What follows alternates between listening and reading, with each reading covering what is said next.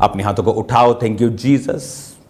खुदा बाप, तेरा पवित्र आत्मा आज के दिन इनकी जिंदगी में बड़े कार्य करे। जितना वचन ये सुने खुदावन, आज तेरे जीवित नाम में इनकी जिंदगी में 100 का 100 गुना फलों को लेके आए। अंधकार की शक्तियां खुदावन इन वचनों को चुरा ना सकें। तेरे गहरे भेद बड़ी रीति के साथ इनकी जिंदगी में कार्य करें। तेरा आत्मा इन्हें ब्लेस करे। तेरा आत्मा जुम्बिश के साथ इनकी जिंदगी में कार्य करे। तेरा वचन खुदावन जिसके जरिए तू चंगा करता और आजाद करता और सत्यानाश के गड्ढों में से निकालता है, इनकी जिंदगी में कार्य करे। आज तेरे लोग चंगे हों और आजाद हों और बड़े कार्य करने पाएं। प्रभु यीशु मसीह के पवित्र और सामर्थी नाम में हम मांगते हैं। Amen, amen, amen. Hallelujah. God bless you all. मेरा विश्वास है कि खुदावन का आत्मा आपको ब्लेस कर रहा है इस वचन के जरिए से और इस टीचिंग के जरिए से। हजारों हजारों मैसेजेस आपके आ रहे हैं आपकी इस टीचिंग के ब्लेसिंग के, कि खुदावन ने किस तरह से आपको ब्लेस किया है इस टीचिंग के द्वारा। मेरा ये बिलीव है कि खुदावन का आत्मा एक स्पेशल काम आपकी लाइफ में इस टीचिंग के जरिए कर रहा है। क्यों? वचन को सीखना। बाइबल कहती वो अपने वचन को ही भेजता और अपने लोगों को चंगा करता है।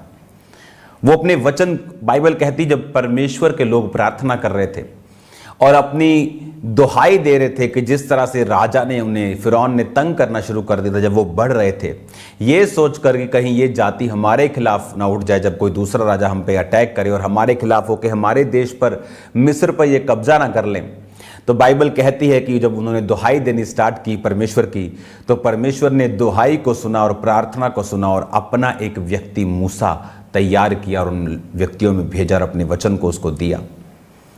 याद रखो, आपकी प्रार्थनाओं का उत्तर के बारे में प्रभु से बहुत सी प्रार्थनाएं करते, बहुत से सवाल करते, बहुत सी चीज़ों को परमेश्वर से नम्रता पूर्वक आप पूछते हैं, तो परमेश्वर कई बार आपको जब जवाब देता है वो वचन के जरिए से देता है।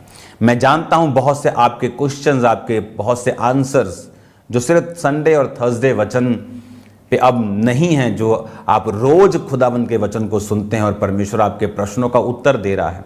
वो आप ही की प्रार्थनाएं थीं जिन प्रार्थनाओं ने ये रोज की टीचिंग को स्टार्ट करवाया। मैं आपको बता रहा हूं, आप ये मत देखो कि आज 1-1.5 लाख लोग इस वचन को रोज सुनते हैं, लेकिन ये सिर्फ 1-1.5 लाख लोग नहीं हैं, क्योंकि बहुत जल्दी टीवी स्टार्ट हो जाएगा, सैटेलाइट चैनल स्टार्ट हो जाएगा। आने वाले जब तक यीशु मसीह नहीं आते, लोग इस वचन को सुनते रहेंगे, बहुत से माध्यम से सुनते रहेंगे और ब्लेस्ड होंगे। हालेलुया। अपना कॉपी, अपना पेन अपने पास रखना है। जो आज आपको टीचिंग दी जाए उसे नोट करना है, और आमीन के बाद जो आपके सामने बाइबल 1 साल का कोर्स आएगा वो भी आपने नोट करना है, ताकि आप बाइबल को 1 साल कुछ दिनों में ख़त्म कर सकें और आप इस टीचिंग को साथ में हासिल कर सकें। बाइबल टीचिंग आप लोगों के लिए इसीलिए है ताकि आप परमेश्वर के हृदय को, आप उसके चीज़ों को आप समझ सकें, और परमेश्वर को जब आप समझ गए आप उसके साथ अच्छी रीति के साथ चल सकते हैं। एक वचन को हम देखेंगे, उत्पत्ति की पुस्तक, उसका 9 बाब और उसकी 20 आयत को हम देखेंगे। उसमें लिखा, नूह किसानी करने लगा और उसने दाख की बारी लगाई, और वह दाख मधु पीकर मतवाला हुआ और अपने तंबू के भीतर नंगा हो गया। तब कनान के पिता हाम ने अपने पिता को नंगा देखा और बाहर आकर अपने दोनों भाइयों को बतला दिया। तब शेम यपेत दोनों ने कपड़ा लेकर अपने कंधों पर रखकर पीछे की ओर उल्टा चल के अपने पिता को ढक दिया और उसे नंगा नहीं देखा, क्योंकि अपने मुंह को उन्होंने उसकी ओर नहीं घुमाया। जब नूह का नशा उतर गया, उसने जान लिया कि उसके छोटे बेटे ने उसके साथ क्या किया है, इसलिए उसने कहा, कनान श्रापित हो, वह अपने भाई बंधुओं के दासों का दास हो। शेम का परमेश्वर यहोवा धन्य है और कनान शेम का दास हो। परमेश्वर यपेत के वंश को फैलाए, वह शेम के तंबुओं में बसे और कनान उसका दास हो। जल प्रलय के पश्चात नूह 350 वर्ष जीवित रहा। इस प्रकार नूह की कुल आयु 950 वर्ष की हुई, तत्पश्चात वो मर गया। हालेलुया। अब यहां पर जब नूह के टाइम में जब जल प्रलय हुआ, लोग मर गए, नूह किश्ती में था, उसके 3 बेटे, उसकी बहुएं, उसकी पत्नी। और उसके बाद बाइबल कहती है वो जब बाहर आए 1 साल उनको लग गया, 40 दिन तो रात बारिश पड़ती रही, पानी पहाड़ों से भी ऊपर चला गया। फिर धीरे धीरे 6वें महीने में के बाद फिर वो नीचे आने लगा, फिर वो सूखने लगा, फिर वो थोड़ा सूखा, फिर वो पूरा सूखा। तकरीबन 1 साल के बाद, उन 11-12 महीनों के बाद वो जब बाहर आया, तो बाहर आने के बाद जब धरती सूख गई, परमेश्वर ने नूह को कहा अब दोबारा से ऐसी जल प्रलय धरती पर कभी फिर नहीं आएगी। और नूह अपने जीवन को व्यतीत करने लगा। उसके 3 बेटे थे। नूह किसानी करने लगा, उसने दाख की बारी लगाई, दाख मधु पीकर, शराब पीकर मतवाला हुआ। इस दुनिया में सब कुछ ठीक हो चुका था, परमेश्वर ने वो सब लोगों को खत्म कर दिया। लेकिन जो लोग बोलते हैं कि शराब पीना पाप नहीं है, ये उनके लिए लेसन है। इस दुनिया में आदम के बाद जब सारी दुनिया खत्म हुई और धर्मी रह गए 8 लोग, नूह, उसकी वाइफ, उसके 3 बेटे, 3 बहुएं, उन 8 लोग जो धर्मी थे, फिर पाप कैसे स्टार्ट हुआ, फिर ये सब गिरावट क्यों हुई? शराब के कारण। नूह ने शराब पी और नंगा सो गया। और जब उसका छोटा बेटा आया और उसको नंगा अपनी आंखों से देखा, बाइबल यीशु मसीह ने कहा अगर तेरी आंख निर्मल है, तेरा शरीर निर्मल है। अगर तेरी आंख निर्मल नहीं तो तेरा शरीर अंधेरे में है, और वो अंधकार कैसा बड़ा होगा।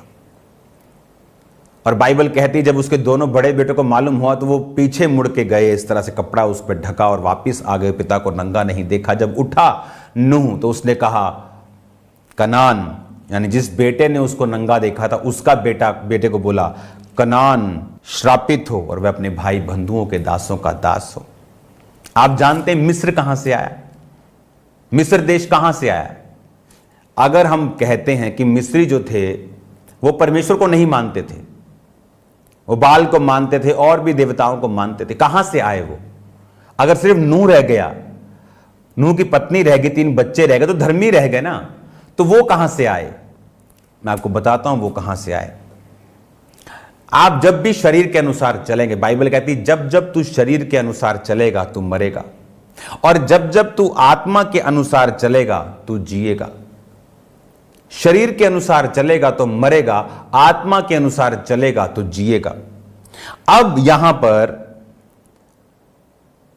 जब परमेश्वर ने अब्राहम को बोला था कि मैं तुझे कनान देश दूंगा, परमेश्वर ने इस्राएलियों को बोला मैं तुम्हें हित्ती, अमोरी, यबूसी लोगों का देश दूंगा। कहां से आए वो? क्यों परमेश्वर किसी का देश किसी को देगा? क्यों परमेश्वर हम सब परमेश्वर के बच्चे हैं, सब एक ही बाप की संतान है, तो क्यों एक संतान की आशीष छीन के खुदा कहेगा मैं दूसरे को दूंगा? ऐसा क्यों? क्यों कनान देश परमेश्वर इस्राएलियों को देना चाहता था? ये वही कनान है जो श्रापित था परमेश्वर से। और क्यों? क्योंकि उसके बाप ने कुछ ऐसा किया जो करना उचित नहीं था, जिसकी आंखें कंट्रोल में नहीं। बहुत लोग बोलते हैं व्यभिचार के अटैक होते हैं। जिस दिन आप गंदा देखना छोड़ देंगे, आप लड़कियों को देखना छोड़ देंगे, आप कुछ गलत मोबाइल पर देखना छोड़ देंगे, कुछ सामने भी आए तो इग्नोर करेंगे, स्क्रॉल कर देंगे, आप पे व्यभिचार के अटैक होने बंद हो जाएंगे। आप देखना बंद कर देंगे, अटैक बंद हो जाएंगे। उसने देखा और वो परमेश्वर के सामने श्रापित ठहरा। और अगर आप इनके जातियों की सूचियों को पढ़ेंगे, जैसे उत्पत्ति 10 बाब की 2 से लेकर 5 तक येपेत के पुत्र हैं जो आशीषित, 6 से लेकर 10 तक और 20 तक हाम के, वही हाम जिसने नंगा देखा। हाम के पुत्र 6 आयत में 10 की 6 में लिखा कूश, मिस्र, फूत, कनान। हालेलुया। कौन? मिस्र, कूश। 15 में कनान के वंश में उसका जेठा सिदोन, तब हित, यबूसी, एमोरी, ये वही हैं जो परमेश्वर बोलता था कि मैं इनके देश तुमको दूंगा। 20 आयत में लिखा हाम के वंश के यही हुए और भिन्न भिन्न कुलों, भाषाओं, देशों और जातियों के अनुसार अलग अलग हो गए। इसमें मिस्र भी है। कनान भी है, यबूसी भी है, अमोरी भी है, हित्ती, हाँ सारे हैं ये, हिव्वी, अर्की, सीनी, आवर्दी, समारी, हमाती, ये सब लोग थे जो परमेश्वर कहता था अब्राहम मैं तुझे दूंगा। और लोग सोचते कि परमेश्वर, कभी लोगों ने सोचा ही नहीं कि क्यों परमेश्वर बोलेगा कि मैं ये देश, इस देश को दूंगा। क्योंकि बाइबल कहती परमेश्वर शारीरिक कामों से नफरत करता है, वो पाप से नफरत करता है। हाम का पाप उसके वंश को लगा। परमेश्वर ने कहा अगर तुम मेरी आज्ञाओं पे चलोगे तो मैं हजारों पीढ़ियों तक करुणा करूंगा, अगर तुम मेरी आज्ञाओं पे नहीं चलोगे तो 7 पीढ़ियां मैं तुम्हारी श्रापित कर दूंगा। आपको यह ध्यान में रखना है। परमेश्वर ने आपको आशीषित होने के लिए बुलाया। उसने कहा तू आत्मा के अनुसार चलेगा तो जिएगा, अगर तू शरीर के अनुसार चलेगा तो मरेगा। अगर आप आत्मा के अनुसार चलेंगे, जो दूसरे 2 बेटे आत्मा के अनुसार चले, शरीर को आदत है गंदा देखने की, उसको आदत है कुछ ना कुछ उल जलूल अफलातून करने की, आत्मा को आदत नहीं। आत्मा वो डिसिप्लिन में रहना चाहती, शरीर डिसिप्लिन से बाहर आना चाहता है। शैतान ने हवा को डिसिप्लिन से बाहर आने के लिए प्रेरित किया और वो आई और सारे श्राप अपने ऊपर ले आई। अब कनान के पिता हाम को समझ जाना चाहिए था कि हवा ने भी देखा था फल खाने में देखने योग्य, मन चाहने योग्य, सुंदर है, खाने के योग्य भी है, मन भाव भी है, तो खा लिया। देखा और इसने भी देखा, पता था, दूर से मालूम पड़ता है पिता नंगा है, तो वो भी जा सकता था इसी तरह से। वो गलती से ऐसे कुछ सीन आगे आ गया, वो गुनाह नहीं, लेकिन उसको देखा, उसने देखा मन की इच्छा से, ये श्राप था उसके लिए।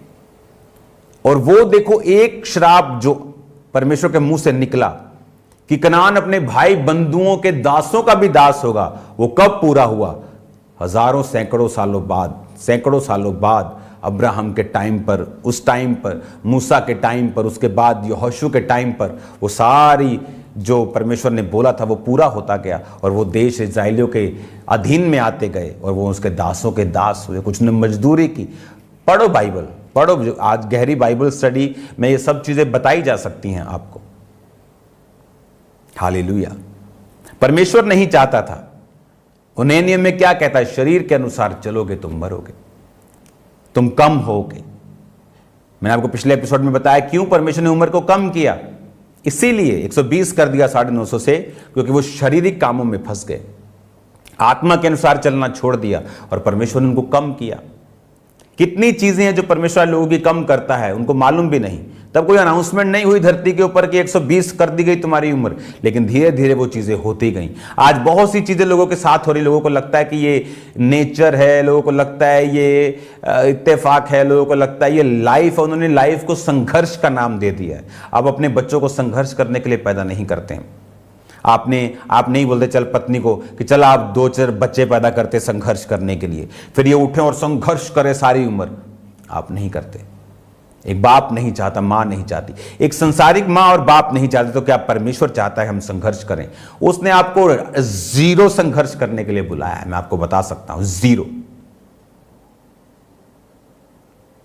परीक्षाओं में भी कहता है आनंदित रहो, वो भी संघर्ष नहीं है, क्योंकि उसमें परमेश्वर आपको बना रहा है, आपको बिल्ड कर रहा है। जो आपकी तरक्की परीक्षा के दिनों में होगी वो कभी भी दूसरे दिनों में नहीं होगी। वो आपको तो ब्लेस कर रहा है उन दिनों में। और यहां पर ये मिस्र, ये फूत, ये कनान,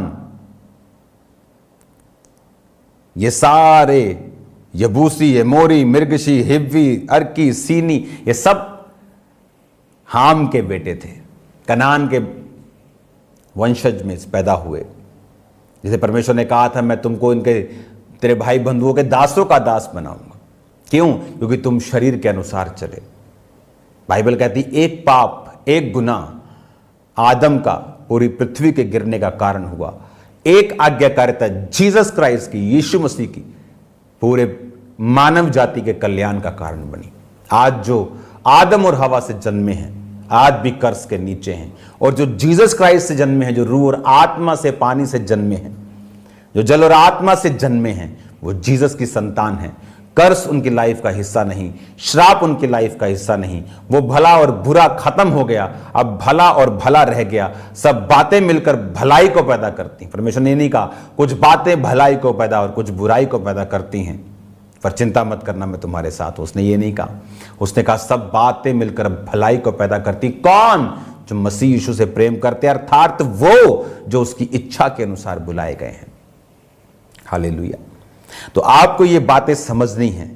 अब जब बाइबल स्टडी स्टार्ट हुई है, आपको पूरी बाइबल की स्टडी होगी। आप समझेंगे क्या हुआ, कैसे हुआ।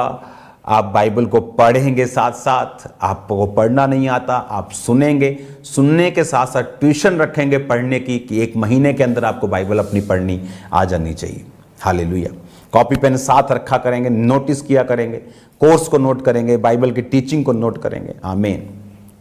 और इसका कनान को परमेश्वर को इस्राएलियों को देने का कारण यह था। इसलिए परमेश्वर ने पहले सब जातियों को खत्म किया जल प्रलय देकर। 40 दिन और रात बाइबल कहती है आसमान के झरोखे खुल गए, समुद्र के सोते फूट निकले, इतना पानी बरसा, सब लोग मर गए, सब मनुष्य मर गए, सब जीव जंतु मर गए, सब रेंगने वाले मर गए। जो मछलियां थी वो बची रहीं, जो नूह के साथ किश्ती के ऊपर थे वो बचे रहे। आज भी अमेरिका में वैसी सेम किश्ती अंग्रेजों ने बनाई। आप उसे देखो, कैसा जबरदस्त उन्होंने काम किया। अब मैं जब अमेरिका जाऊंगा तो मैं जरूर उसे देखने का प्लान कर रहा हूं। तो आपको मालूम होता है कि परमेश्वर किस तरह का परमेश्वर है।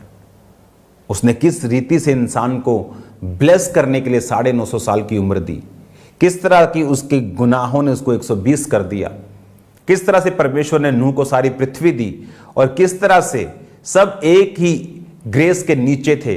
अब 2 भाई अब चले गए, एक डाउन चला गया, क्योंकि एक शरीर के अनुसार चला और दूसरे 2 आत्मा के अनुसार चले।